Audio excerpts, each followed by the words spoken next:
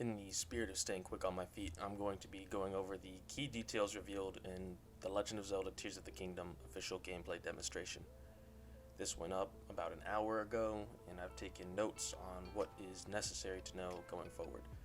So far, definitely looks like a game worth buying. I don't think I've ever seen a more impressive Zelda game, because Breath of the Wild was already holding the category for most impressive. This just makes Breath of the Wild look like child's play, if we're being honest here. So here it goes. I'm gonna start with a little bit of a boring thing, but the open world. It's as suspected. The open world has changed. They're still kind of being vague on what exactly happened, but I'm sure that's a story beat that we're going to be given on May 12th when the game launches. But Sky Islands are in fact reachable. Like, we suspected as much, we saw that, but it is not like certain times you can get up to them, it's whenever you want to. The way you get up to them is using Link's new rewind ability. It's actually called Recall. But if an object falls and you see it, if you activate your recall ability on it when you're standing on the object, preferably, it will send the object back to its point of origin up to a point on a timer. You mentioned there's a few other unrevealed methods to do so, like to get up to the islands, but I think there's going to be a lot of crazy shit people end up doing just because you can. It's Zelda, and the engine allows for you to be as creative as you want, and this is just a game that proves that. Another little note on the open world is he mentioned that the islands have yellow trees that are exclusive to them. I don't know what the yellow trees have to do with really anything specifically, but I think it's important that he noted it.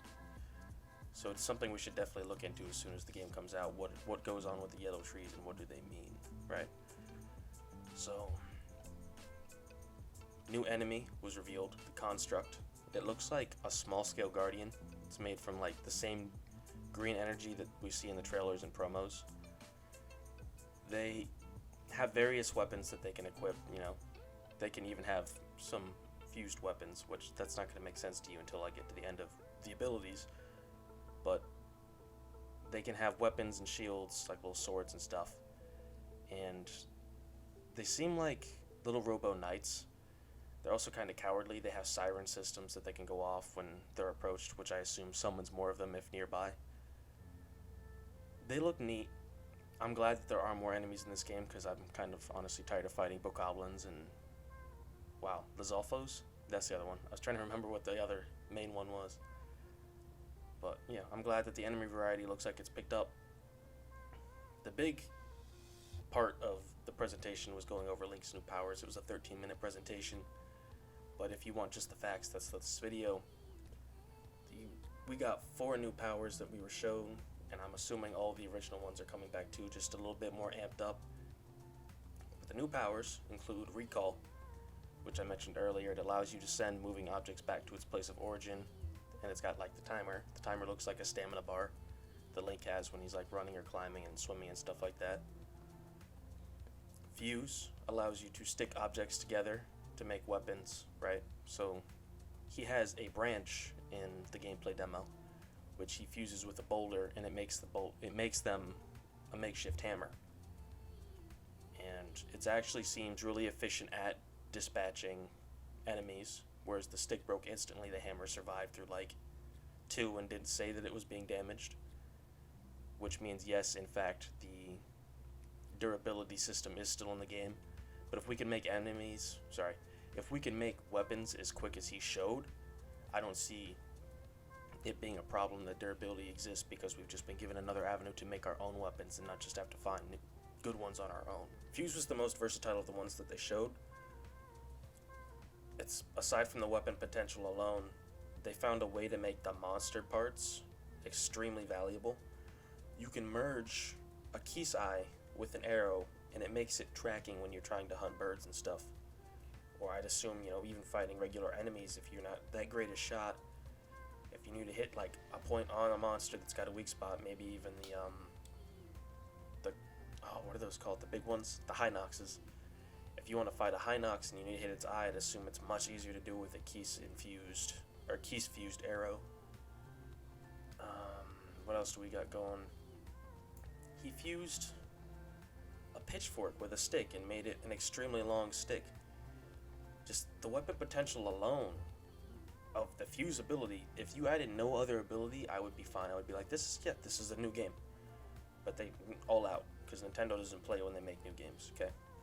They added Ultra Hand, which doesn't really say a lot about what the ability does, but it's like fuse on crack. It allows you to fuse multiple objects together to make different machines and things like the raft or all the vehicles shown in the trailer. Those are all craftable using this ability. So, you know, that the little flying hover pad Link had, the car, what looked like a blimp at some point, the raft, all of these were made using Ultra Hand, and it's up to the player to make them. They're not just put together. Link like stumbles across them. And you can build them however you want. It's all up to your pure imagination on how the pieces are going to fit together. Very cool. I'm honestly really hyped for this game. And, I mean, last but certainly not least, I got to bring up is Ascend, which allows you to pass through the ceilings and floor to the floor above you. So, he mentioned there's restrictions that exist in the game, but it doesn't seem like they're very common. Seeing as the main thing that we were shown is you can go up through a cave floor. If you go through like a cave entrance and you activate Ascend above you on the roof, the ceiling, you go all the way to the top of that mountain where the ground is, you know, apparently there. So you can skip climbing up the side of a cliff face now if there's a cave. You can just ascend right through. It doesn't take stamina. It just uses the ability, which obviously is like all the other ones, it just recharges. Very awesome. It's going to save a lot of time going forward. And that's essentially it. I mean, that's the facts. My opinion on it.